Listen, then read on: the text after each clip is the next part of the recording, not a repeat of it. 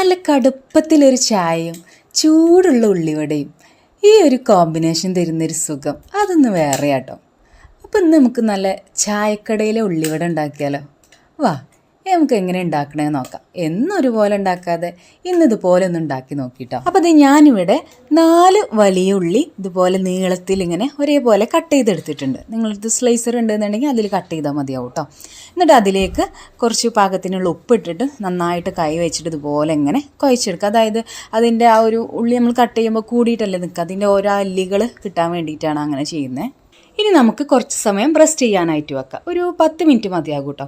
10 minute കഴിഞ്ഞിട്ട് നോക്കുമ്പോൾ അതിൽ ഉള്ളിയിൽ നിന്ന് കുറച്ചിങ്ങനെ വെള്ളം ഇറങ്ങി വന്നിട്ടുണ്ടാവും കേട്ടോ. എന്നിട്ട് അത് നമ്മൾ ഇതുപോലെ ഇങ്ങനെ പിഴിഞ്ഞിട്ടെടുക്കണം. അപ്പോൾ അത്യാവശ്യം നല്ല വെള്ളം തന്നെ ഉണ്ടാകും. നമ്മൾ ഉപ്പിട്ടിട്ട് ഇതുപോലെ കൈ വെച്ചിട്ട് ഇങ്ങനെ കുഴച്ചെടുത്താണല്ലോ, ആ ഒരു സമയത്ത് തന്നെ കുറച്ചിങ്ങനെ വെള്ളം വന്നിട്ടുണ്ടാവും. അപ്പോൾ ഫുള്ളായിട്ട് നമ്മൾ ഇതുപോലെ ചെയ്തെടുക്കുക. ഇത്രയും വെള്ളം അതിൽ നിന്ന് കിട്ടിയതാണ് കേട്ടോ. അപ്പോൾ അത് ഒരു ബൗളിലോട്ട് ഇതുപോലെ ഉള്ളി മാത്രമായിട്ട് ഞാൻ മാറ്റിയെടുത്തിട്ടുണ്ട്. ഇനി അതിലോട്ട് അത്യാവശ്യം നമുക്ക് കറിവേപ്പില ഇതുപോലെ കട്ട് ചെയ്തിട്ട് ഇട്ട് കൊടുക്കണം.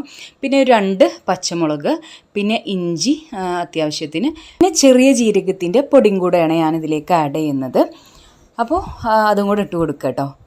ഉപ്പ് നമ്മൾ നേരത്തെ ഇട്ട് കൊടുത്തോണ്ട് കൂടുതലായിട്ട് ചേർക്കേണ്ട ആവശ്യമില്ല. നമ്മൾ പൊടികളൊക്കെ ഇട്ട് കൊടുത്തിട്ട് വേണമെന്നുണ്ടെങ്കിൽ നമുക്ക് ഇട്ട് കൊടുക്കാം കേട്ടോ. അപ്പോൾ ഇത് മൈദപ്പൊടി 1 കപ്പ് എടുത്തിട്ടുണ്ട്, പിന്നെ 1/4 കപ്പ് കടലപ്പൊടി, പിന്നെ കുറച്ച് അരിപ്പൊടി. ഇനി ഇത് മഞ്ഞൾപ്പൊടി എടുത്തിട്ടുണ്ട്, അതും കൂടെ ഇട്ട് കൊടുക്കുക. പിന്നെ കാശ്മീരി മുളകും പൊടിയും കൂടെ ആഡ് ചെയ്തിട്ട് നന്നായിട്ട് കൈ വെച്ചിട്ട് നമുക്ക് കുഴച്ചെടുക്കുക കേട്ടോ. പിന്നെ ഒരു കാര്യം പറയാനുള്ളത്, കൂടുതലായിട്ട് പൊടി ഇട്ടിട്ട് നമുക്ക് കൂടുതൽ ഉള്ളിയാണ് നമുക്ക് വേണ്ടത്. ഉള്ളി കവർ ചെയ്യുന്ന രീതിയിൽ നമ്മൾ പൊടികൾ ഇടേണ്ട ആവശ്യമില്ല. അതുപോലെ കിട്ടിയാൽ മതി കേട്ടോ. കണ്ടോ, ഉള്ളിയാണ് നമുക്ക് മുന്നിലോട്ട് നിൽക്കേണ്ടത്. അപ്പോൾ ഇത് ഇതുപോലെ ഇങ്ങനെ കുഴച്ചിട്ട് നന്നായിട്ട് ഉരുട്ടിയിട്ട് ഇതുപോലെ കയ്യിൽ വെച്ചിട്ട് പ്രസ് ചെയ്ത് കൊടുക്കുമ്പോൾ ഇങ്ങനെ ഒരു നമുക്കിങ്ങനെ നല്ല രീതിയിൽ പരത്തിയെടുക്കാനായിട്ട് പറ്റും കേട്ടോ. കയ്യിൽ ജസ്റ്റ് വെള്ളമാക്കിയിട്ട് ഇതുപോലെ ഇങ്ങനെ ചെയ്തെടുത്താൽ മതി. കട്ടില്ലാതാക്കിയിട്ട് ഇതുപോലെ നല്ല ചൂടുള്ള എണ്ണയിലോട്ട് ഇട്ട് കൊടുക്കാം.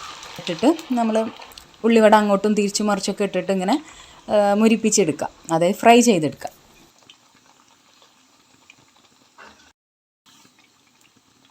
അങ്ങനെ ഇതേ നമ്മുടെ ചായക്കടയിലെ ഉള്ളിവട ഇവിടെ റെഡി ആയിട്ടുണ്ട് കേട്ടോ. ഇന്നത്തെ ഇഫ്താറിനെന്ന് അത് തന്നെ ആയിക്കോട്ടെ. ഉള്ളി എന്തായാലും എല്ലാവരും വീട്ടിലുണ്ടാവുമല്ലോ. എന്നിട്ട് നോക്കി മക്കളെ, അതിൻ്റെ ഒരു ചുറുക്ക്, പുറമെ നല്ല ക്രിസ്പിയും ഉള്ളിൽ നല്ല സോഫ്റ്റാണ് കേട്ടോ. നല്ല അടിപൊളി ടേസ്റ്റാണ്, ഒരു രക്ഷയില്ല.